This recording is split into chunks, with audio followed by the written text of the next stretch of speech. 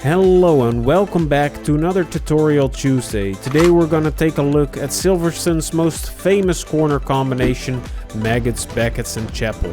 The speed you carry into and through this corner combination is truly mesmerizing, especially in high downforce F1 cars. We're going to focus mostly on the racing line. We're going to look at some common mistakes and analyze them using the Track Titan platform, and we'll wrap up with some key points to keep in mind to get the best results out of this corner combination. And if you like what you see, subscribe and hit the bell notification so you won't miss any tutorials in the future. Let's first dive into the common mistakes so you'll know what not to do. The first mistake we see a lot around this corner complex is hitting that sausage curb on entry. You're flying in there with a great deal of speed and this sausage curb will completely unsettle your car, so stay away from this sausage curb. The next mistake we see people make most often is not trusting their car enough to tackle these corners at full speed. F1 cars have a ton of downforce, certainly at the speed you normally drive with into turn 10. Turn 10 and 11 can be taken flat out.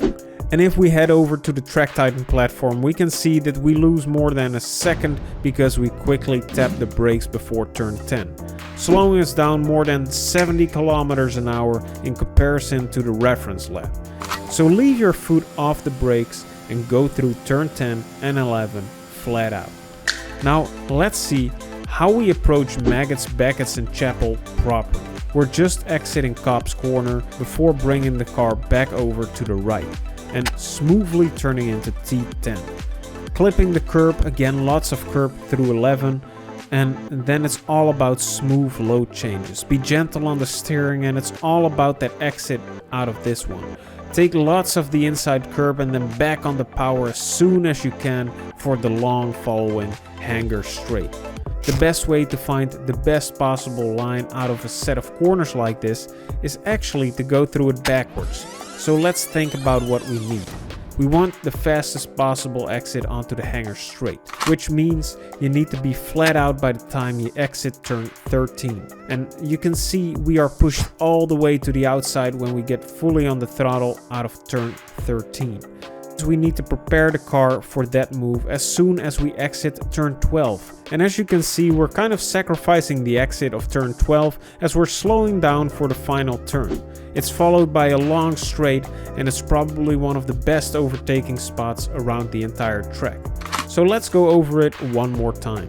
We want to be flat out through turns 10 and 11, using as much flat curbing as possible. We want to slow down just a bit to get the car through turn 12 and go flat out past the apex using all the available track space onto the hanger straight.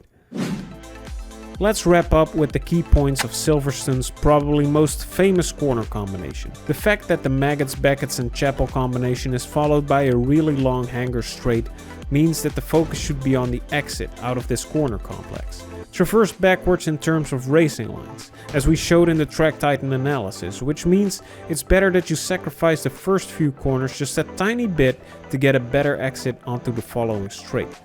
As this corner combination involves changing direction at quite high speeds, be gentle as you lean from left to right and back.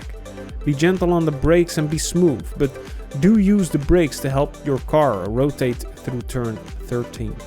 We hope you've learned something today. Check out the Track Titan platform in the description down below and we'll see you in the next one.